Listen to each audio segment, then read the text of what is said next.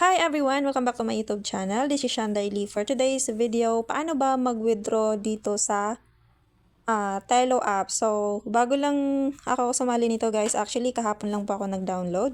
Ito po yung logo ng Telo. Yan. Then, i-open po natin. So, our topic for today is paano ba mag-withdraw dito sa Telo app? So, ito yon pagbukas mo. And then, pumunta tayo dito sa Me para makita natin yung ating dashboard. And so, ayan, meron na po akong 1M, more than 1M na points. So, dito sa Telo app, kapag nakabuo na po or nakaipon na po tayo ng 1M na points, pwede na po siyang i-withdraw. Kagaya sa ibang app, for example, meron kang 100k na points. Dito naman sa Telo is 1M na points. So, sa ibang app, 100k is equivalent to $10. Dito naman sa Telo, 1M is equivalent to $10. So, ayan, nakaipon na po ako ng 1M. Pwede na po yan siya i-withdraw. So, kahapon lang po ako nag-join, nag-download, and ang bilis lang makaipon, guys. Gawin mo lang yung task mo. So, gagawin ko sa ibang video, ibang tutorial kung paano or paano magsimula dito sa Telo app. So, for today's video, ang topic ko is kung paano mag-withdraw dito sa Telo app. So, ayun na nga.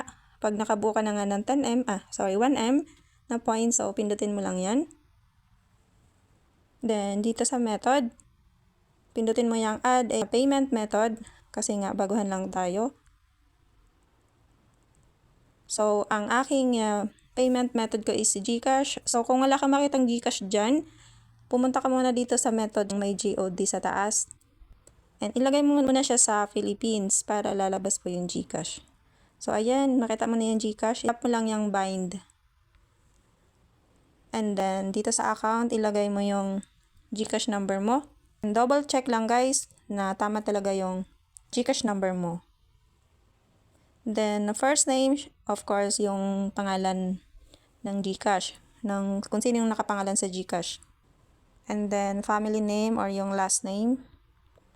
Double check yung pangalan kung tamang spelling and yung number. And kung okay ka na dyan, kung correct na talaga, itap mo yung submit. And please enter your security password. So, yun yung ginawa nating password kanina, yung na-record yung mukha natin or yung tinatawag na face authentication. So, mag-create kasi tayo ng password kapag nag-record tayo ng ating mukha. So, yun po yung ilagay natin dito.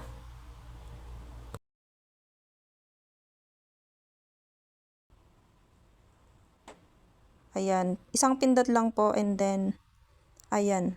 Nasubmit na po yun. So, dito sa enter the amount, ang ilagay mo po dito is 1. So, 1 is equivalent to $10 po yan. And then, itap mo po yung withdraw. Then, enter mo yung ginawa mong security code.